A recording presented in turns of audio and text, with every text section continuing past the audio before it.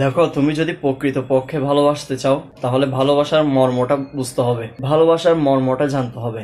পুকুরের মধ্যে তুমি গোসল করবে, এখন ওই পুকুরের মধ্যে সাপ আছে নাকি কুমির আছে, পুকুরটাতে খাদ বেশি নাকি, এটা যদি তুমি না জানো, আবার এদিকে যদি তুমি সাঁতার না জানো, তাহলে ওই মানে পুকুরের মধ্যে নামাটা হচ্ছে তোমার জন্য বোকামি। ওই পুকুরে যদি নামো তোমার জন্য রিস্ক, হয়তো তোমাকে সাপে খাবে, নয়তো তোমাকে কুমিরে খাবে, আর নয়তো তুমি সাঁতার পালানোর জন্য ডুবে যাবে, অথবা খাদ বেশি। ঠিক আছে, তো এই ক্ষেত্রে তোমার ওই পুকুরে না নামাটাই ভালো, এটা বেটার। সেম ক্যাটাগরি হচ্ছে যে আমাদের ভালোবাসাটা।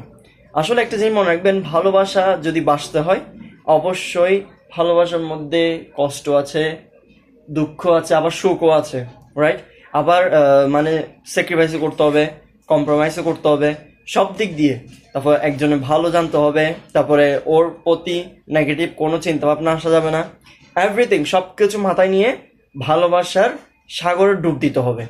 যদি তুমি ভালোবাসার সাগরে ডুব দিতে যদি হিমশিম খাও, চিন্তা করো না এটা এরকম এটা এরকম, এটা যদি করো, তাহলে তোমার জন্য বিশ্বাস করবেন ভালোবাসা আসে না। তুমি যদি ভালোবাসতে চাও তাহলে সিদ্দিক আকবর রাদিয়াল্লাহু তাআলার মতো ভালোবাসো, যে কিনা নিজের ঘরের চুলার ছাই পর্যন্ত দিয়ে দিছে।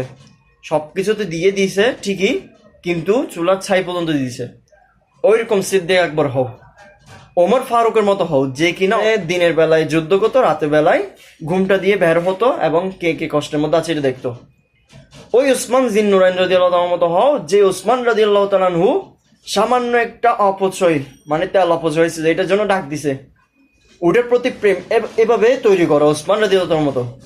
ওই মৌলা আলী কাররামাল্লাহু তাআলা ওয়াজহুল কারীম হও, যে মৌলা আলী কাররামাল্লাহু তাআলা ওয়াজহুল কারীম রোজা রাখার পরেও ইফতারের সময় সামান্য একটা রুটি ছিল, ওই রুটিটাও কিন্তু ফকিরকে দিয়ে দিছে।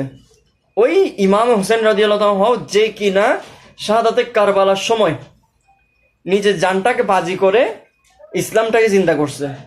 ওই হাসান রাদিয়াল্লাহু তাআলার মতো হও, যে হাসান রাদিয়াল্লাহু তাআলা যদি আজকে এই বাতিলদের সাথে যদি হাত মিলাইত, আজকে এই ইসলামটা জিন্দা হতো না। এগুলো সব প্রেম, সব ভালোবাসা।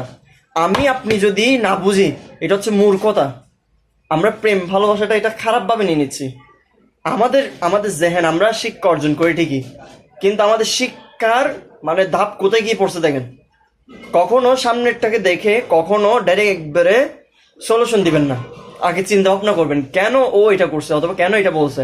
আমরা তো ভুল ধারণার মধ্যে থাকি যে ও এটার সাথে হাসছে, ও এটার সাথে কথা বলছে অথবা এটা নিয়ে কথা বলছে, তার ও খারাপ।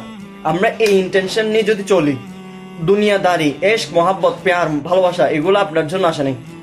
প্রেম ভালোবাসা এগুলোর জন্য আপনার জন্য আসে নাই। রসুল পাক সাল্লাল্লাহু আলাইহি ওয়াসাল্লামের প্রতি হযরত বেলাল রাদিয়াল্লাহু আনহু, হাবশী বেলাল রাদিয়াল্লাহু আনহু, ওয়াইসুল করনী রাদিয়াল্লাহু আনহু কেমন প্রেম ছিল।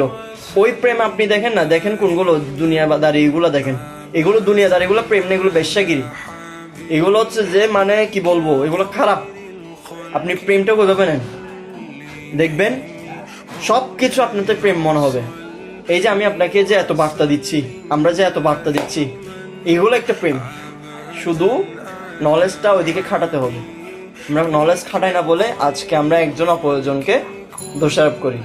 So mind it.